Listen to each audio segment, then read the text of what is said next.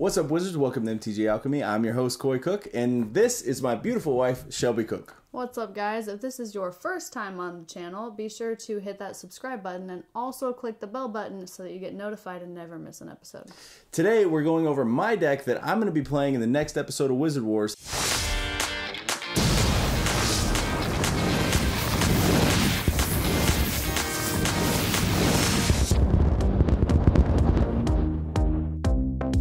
Alright, so today we're going over my deck tech that I'm going to be playing in the next episode of Wizard Wars. But first, we want to give a shout out to all of our patrons. If you'd like to join our exclusive community on Patreon, get behind the scenes footage, and signed cards in the mail by the cast every single month, go to patreon.com/mtgalchemy. Every little bit helps, and it does help support the show. We appreciate all of our patrons. Alright, so who are you using as your commander for episode 3? I am using Phenax, God of Deception. He's a legendary enchantment creature god. He's a 5-drop, 4/7, indestructible. As long as your devotion to blue and black is less than 7, Phenax isn't a creature. Creatures you control have tap, target player puts the top X cards of his or her library into his or her graveyard, where X is the creature's toughness. That does not sound fun. I really enjoy it. So I know you do. This deck's really cool because I can get out a ton of creatures, but my point isn't to attack people with them. It's to have defenders up, and then at the end of someone's turn, before my turn, I will tap all my creatures essentially and make them mill that many. So if the creature's toughness is 10, because I know you like to play with Kozilek, but if the creature's toughness is 10, then I tap it before the end of your turn, and then you mill 10. That's not fun. So is this supposed to be a mill deck, or definitely a mill deck? What? So Okay. not like the episode 2 mill strategy. This one's actually like an actual mill someone out strategy, as opposed to milling myself out. But Okay. So in this deck, first of all, we're gonna have, you got to start with a search package like Demonic Tutor, Vampiric Tutor, and Mystical Tutor. All of those basically, you tap 2 mana, search your library for a card, put it into your hand, then shuffle your library. Vampiric Tutor is a 1-drop instant, pay 2 life, search your library for any 1 card, then shuffle your library, then put that card on top of your library. So you need a lot of these search engines or little search pieces to go get some of the later stuff in the deck. I don't think the deck works without a search package, just because you don't want to have to rely on top decking to get the instant, like the Right. combo pieces that you So need. you need low drop searches. One of the coolest search pieces that we have in the deck is called Limdul's Vault. Limdul's Vault is a black and a blue for an instant. Look at the top 5 cards of your library as many times as you choose. Crazy. You may pay 1 life to put those cards on the bottom of your library to look at the top 5 cards of your library. Shuffle all but the top 5 cards of your library, put those 5 on top of your library in any order. Effects that prevent or redirect damage cannot be used to counter this loss of life. So why don't you explain that, because I did not follow it at all. Okay, so in layman's terms, in easier terms, you get to look at the top 5 cards of your deck, and then after you look at the top 5 cards of your deck, if you don't like those cards, you can put those cards on the bottom, pay 1 life, and then look at the next top 5. And then once you find 5 that you like, you put them back on top in any order. So now that we know what you can use to search with, what will you be searching for? So I'm going to be searching for a few things. And if everybody's seen CJ's deck tech, I'll leave that in the card above here, so you can check that out. If you've seen that deck tech, you know that he's going to be allowing me to search a lot with his deck. So that tied in with my search package, I should be able to get the pieces I need to make this work. So essentially what I'm going to do, first of all, is I'm going to be searching for counter magic. I love being able to counter stuff. You really do. You know that probably better than anybody. I do. So we play Magic on the tabletop all the time. All the time. So my wife definitely, and people like Cody and CJ and Joey and all them, we play around our kitchen table all the time, and they will all tell you I love a lot of counter spells. Yeah. So what we're gonna do is we kind of wanted to work with Phenax, God of Deception, right? So one of the first counter spells that I want to talk about is Draining Whelk.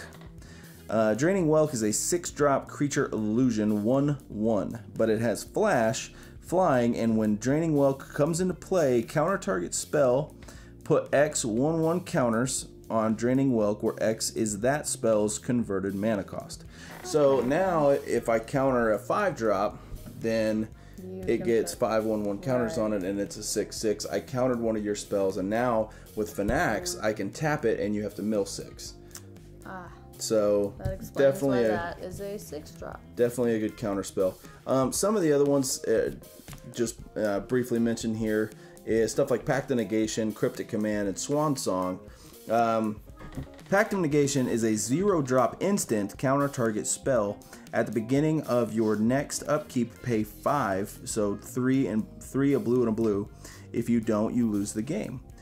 So you have to make sure you have mana open on your next turn. Correct. Yeah. So I have to have 5 mana open on my, well, it's untap upkeep. So on my upkeep, I can still pay the 5, but you do need to make sure that you have to. You need to make sure that you have 5 mana to pay. Yeah. So you can't play that too early in the game. Right. Or you lose the game. Right. You're out. Exactly. So, yeah. So that's a good counter spell. And what's really cool about Pact of Negation is even you can tap all of your mana during your turn and play every spell in your hand, and everybody around the table is going to think, well, he doesn't. He can't counter anything because he's so they'll play all their bigger stuff or their scarier stuff. They'll play their scarier stuff because I'm tapped out and I don't have anything to counter with. Everyone around the table makes, like, every time we go to play a spell, we check his mana. Yeah, every time. We see how much he has open. I think that's mainly because of Settle the Wreckage, probably. Yeah. Yes. I think we all have some sort of PTSD from that card. We'll make sure, even if you're not playing with white, we'll look over and be like, all right, does he have 2 white open? When we were all playing Standard for a little bit, I would settle everybody a lot. All the time. No, you did that to me in a Commander game, and I didn't forget it. Oh, that's right. Yeah, we'll get to that later. Yeah. Okay, so the next one is Cryptic Command. Cryptic Command is a 4-drop. 1 colorless, a blue, blue, and a blue. Choose 2. Counter target spell. Return target permanent to its owner's hand. Tap all creatures your opponents control, or draw a card. So you've got a lot of options there. Yeah, you do. You don't even have to counter something. You can simply just pay the 4 and return a target permanent to its owner's hand and draw a card or whatever you want to do. But you can counter a spell. And it's better you get more value off of it if you counter something. Yeah. And then the last one is Swan Song. It's a 1-drop instant, counter target enchantment, instant, or sorcery spell. Its controller puts a 2/2 blue bird token with flying onto the battlefield. So it's a 1-drop instant counter target, something. It's not a counter spell by any means, but counter spells in the deck as well. It's 2, a blue and a blue. It's just a blue and a blue and counter target spell. So that's just counter target spell. You know, any blue deck in any commander game should be running a counter spell. It's just kind of a or like 5. Yeah. Yeah, I know. Well, if you could, right? But yeah, so counter spells are definitely needed. So now that we've searched, we've got a counter spell or 2 in our hand. Some of the main pieces that we're really going to be searching for is stuff that you want to get your creatures out. You want to get your stuff that allows you to tap to make them mill. So I'm going to go grab stuff like the Haunt of Hightower. It's a 6-drop for a black and a black for a legendary creature vampire. It's a 3/3. It's got flying and lifelink. However, when the Haunt of Hightower attacks, defending player discards a card. Whenever a card is put into an opponent's graveyard from anywhere, put a +1/+1 counter on the Haunt of Hightower. So that guy with Phenax's ability, that guy can get beefy. Really big. Really big. Yeah, so he can get really big, and you're making people mill. Now they're all putting cards in their graveyard from anywhere, so now he gets that many +1/+1 counters. Not to mention he has lifelink and flying, which not a lot of people run a whole lot of flyers, at least in my experience. You know, you need chump blockers, which... Right, you need chump blockers. And in Commander, flyers aren't really... well, not that I've experienced meta, anyway. Yeah, with us, we're kind of... Yeah, and I mean, every Cody group runs the most flyers, I think, out of any of us. Right, every group has a meta, but Yeah. but I mean, I think this fits nicely. And then and you can gain stupid life. Right, with lifelink, yeah. Like, so he's got flying and lifelink, which that's always been a combo I've always loved. Flying and lifelink, just because not a lot of people run flyers, at least in our group. Oh yeah. But with lifelink, you can just smack them in the head. So I mean, if you've got a some like a defending wall out, like Wall of Mist, or something like that. Wall of Mist is a 0/5 defender, 2-drop. If you've got that out with the Haunt of Hightower, and you can tap your Wall of Mist to make a mill 5, so that's... He becomes an 8/8. It becomes an 8/8. Yeah, it becomes an 8/8, and then 18. Like, it's insane. Yeah, so he just gets bigger and bigger and bigger, and then you keep having to mill that many, so it's compound interest. You know, Right. So that's just one of them. So one thing that I wanted to put in here, one thing that I would definitely search for, is my very own Tree of Perdition. So Tree of Perdition is a 4-drop defender. It's a 0/13. Tap it, exchange target opponent's life total with Tree of Perdition's toughness. So if you watch CJ's deck tech, you know that he's got a tree. He's got a tree too, and he's also running Triskaidekaphobia. So we've had these decks built for a long time. I didn't put this in here for him, but I think it would be really funny if he got Triskaidekaphobia out and I treat him, so now he'd be at 13 life. And Triskaidekaphobia states that when on his upkeep, if a player would have 13 life, you lose the game. That player loses the game. So that would be a fantastic way to kill somebody. Right, yeah. So that'd be beautiful. So if I could treat him and make him kill himself from his own, right, from his own, it's that an would enchantment, right? Yeah, it's an enchantment, so I think that'd be that'd be perfect. That'd be fantastic. Yep, that'd be awesome. So other things that I have in here though to kind of go with life loss and stuff like that is Bloodchief Ascension. So at the beginning of each end step, if an opponent lost 2 or more life this turn, you may put a quest counter on Bloodchief Ascension. Whenever a card is put into an opponent's graveyard from anywhere, if Bloodchief Ascension has 3 or more quest counters on it, you may have that player lose 2 life. If you do, you gain 2 life.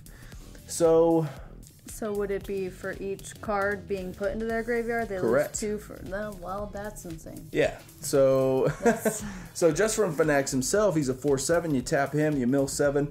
Now you lose 2 life 7 times, and I gain 2 life 7 times. Right. So it's a lot going on. That's crazy. Other stuff you want, you don't know how soon you're going to be getting this kind of stuff out, right? This deck kind of plays a little slower. So you want a little bit of protection other than your counter spells. So I put Cyclonic Rift in here.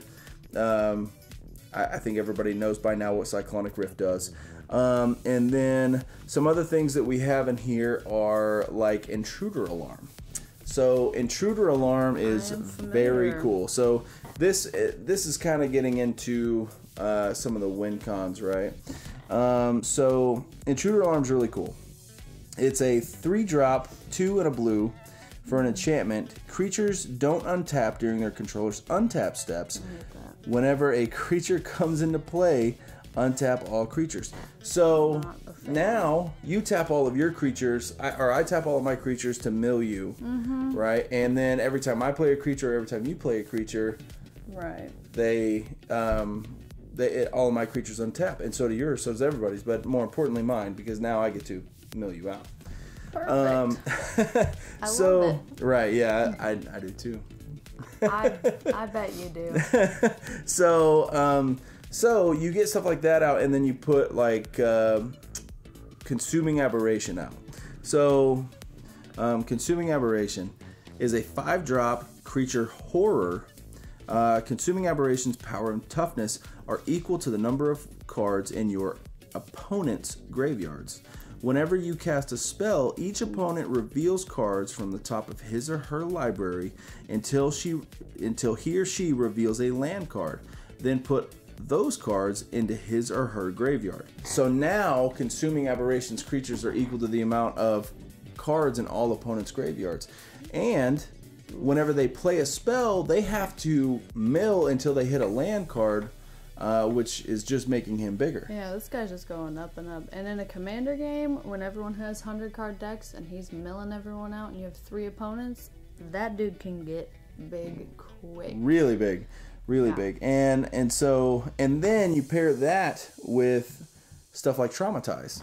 So Traumatize is a 5-drop sorcery. Target player puts the top half of his or her library rounded down into his or her graveyard. I do not like that card. The top half of his or her library into his or her graveyard. I don't think much more needs to be said about that card. Now, what's really cool about Intruder Alarm is creature cards like Una, Queen of the Fae. Una, Queen of the Fae is a 6-drop 5/5 legendary creature fairy wizard with flying. So she has her ability is X, a blue or a black, choose a color. Target opponent exiles the top X cards of his or her library. For each card of the chosen color exiled this way, put a 1/1 blue and black fairy rogue creature token with flying onto the battlefield. Alright, so now Una, Queen of the Fae and Intruder Alarm combo really well. Yeah, so now for each one of those fairies that you get, every time you milled one of the correct color, now each one of those fairies, so let's say you get 10 fairies. So you get 10 fairies, well each one of those fairies coming into play now go onto the stack. So it triggers Intruder Alarm 10 times. So now I get to tap Haunt of Hightower. A fairy enters, untap Haunt of Hightower. Tap Haunt of Hightower, fairy enters. Yeah, so I can do that 10 times, and now I'm milling people constantly, right? So that's really bad. And, exiling people's creatures and stuff is really a better way to mill people, just so they can't come back later and grab something out of their graveyard or whatever and hurt you with it. Right, or if the card says when it enters the battlefield, they shuffle their graveyard back into their library. Right. So that would be where exiling would be way better. Right, which it usually is anyway. Exactly. Exiling's always better. Yeah. So another card, so one of the main win conditions of this deck, if you can pull it off, is Eater of the Dead. Eater of the Dead is a 5-drop summon eater 3/4. It's just a fancy word for creature. That sounds bad. But what's really cool about Eater of the Dead, it has an ability, pay 0, take 1 creature from any graveyard and remove it from the game, and then untap Eater of the Dead. So you can just keep doing that. With Phenax and Eater of the Dead, I can now tap Eater of the Dead to mill them for 4, and then remove a creature from the game, and then untap him, and then tap him again, and I can keep milling them. Oh gosh, that's bad. Until it's over. Now, what's really cool about that, though, really bad, is take a 1 creature from any graveyard. So if we have 4 players at the table, I can take a creature out of your graveyard and exile it and mill him. So now I can mill him and exile yours, and then the whole time I'm getting creatures into his graveyard. So all I got to do is mill him enough until I can start using his creatures to mill you, and then mill yours again to mill him, and then keep milling everybody out. Yeah, so that would make me so mad. So it's really crazy when when you think about all you can do with it. So that's really cool. It's one of the best combos in the deck. So with all of these different pieces, this is ultimately what you're wanting to do. You're wanting to mill people out by using the tap ability on your creatures. So, which is cool if your creatures have the ability to grow, like the Haunt of Hightower. Right. So. Right, and then you want to be able to, one of the cards that I did put in here, you don't have a lot of these, but one of them that I did want to put in here is Clone. Clone is a 4-drop creature shapeshifter. You may have clone enter the battlefield as a copy of any creature on the battlefield. So if I've got Eater of the Dead out, now I can clone him, and I've got 2 Eaters now. Right, so you can exile or remove, 2 creatures from the game and then mill 2 people at the same time. Right, correct. So yeah, it's which is horrible. It's pretty nuts. You also want stuff in there like Planar Void and Leyline of the Void, stuff like that. So to ensure, like we were talking about earlier, that whenever you're milling somebody, their cards are going to exile. You don't want them going to the graveyard because you don't want to run into a deck like Dredge or Tossiger or something like that. And things where they can pull stuff from their graveyard. Yeah, you don't want, because that doesn't help you. That does not help you. That's counterproductive. So if you liked this deck tech today, make sure to check out the tapped out link below to see all of the cards that we didn't get a chance to talk about today. Question of the day. Would you like to watch F&M live from Gamer Utopia? You would.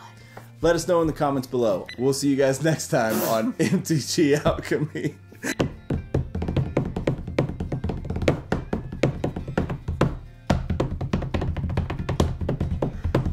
Oh.